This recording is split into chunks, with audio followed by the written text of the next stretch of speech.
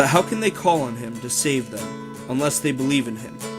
And how can they believe in him if they have never heard about him? And how can they hear about him unless someone tells them? This is our lifetime, and it's our job to tell them. In Our Lifetime Ministries. Hey guys, Charity here. Recently I realized that a lot of people are struggling with self-confidence issues, and so I decided to write a sermon on it, and that is called Confidence in Christ. Walking through my high school, the number one thing I hear is not swearing. It's not bullying. The number one thing I hear is I am not good enough. By the time girls reach the age of 17, before they are even adults, 78% of them are unhappy with the way their body looks. My sister was one of these girls. By the age of 16, she was suffering with major self-confidence issues. Although she was one of the most beautiful people I had ever met, society didn't accept her. She dressed in all black and had many piercings. She wasn't what society considered pretty. She held her feelings in the light of the world, but inside, she was dying. As time went on, my sister found a way to feel beautiful. Drinking and drugs diminished the words that made her feel unwanted and ugly. Fall of 2012, I came home to a voicemail that changed my life forever. My sister had overdosed, and they did not know she would survive. My role model, the girl that I looked up to, was on her deathbed, hanging on by a single thread. There are thousands of people like this, and we all know someone struggling with self-confidence issues, whether it be ourselves, friends, or even family. But I am here to tell you that you are not alone. But did you know that self-confidence was an issue when Jesus was around?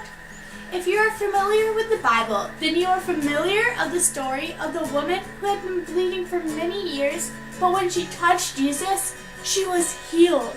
But have you ever looked further into this story? The version that I'm going to talk about is found in Luke 8. Jesus knew that someone had touched him, but when he called out to the crowds, "Who touched me?" the woman began to feel insecure and her self-confidence began to fade, just like anybody's would if they had been bleeding for many years. She began to hide in the crowd, but soon the guilt began to eat at her, and she stepped forward saying, "I touched you." But instead of being mad, Jesus turned to her and said, "Daughter, your faith has made you well. Go in peace." Remember the old saying, if you give the devil an inch, he will take a mile? This is what happens with our self-confidence. We start off wishing that if we could just change one part of about who we are, we'd feel beautiful.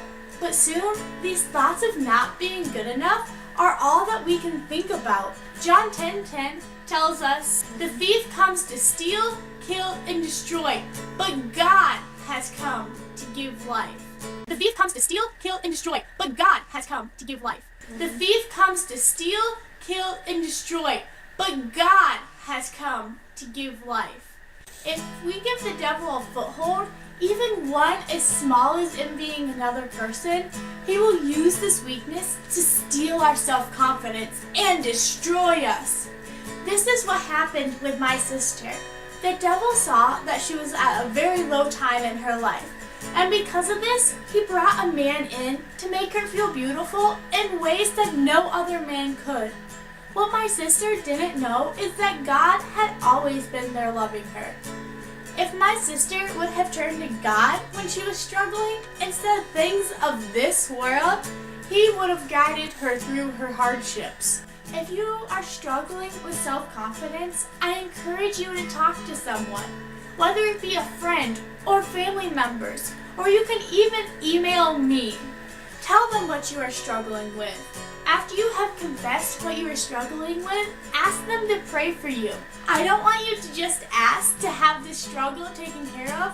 I want you to pray for the strength and the courage to turn to God every time you begin to struggle with self-confidence. I promise you, when you turn to God, He's there and He's waiting. All you have to do is ask. Hey guys, hope you enjoyed this video and maybe you even got something out of it. If you want to contact anyone on the In Our Lifetime Ministry team, our links are in the down bar. We have a Facebook, a Twitter, and a Gmail account that you can email us at and talk to us personally. From all of us at In Our Lifetime Ministries, see you next month.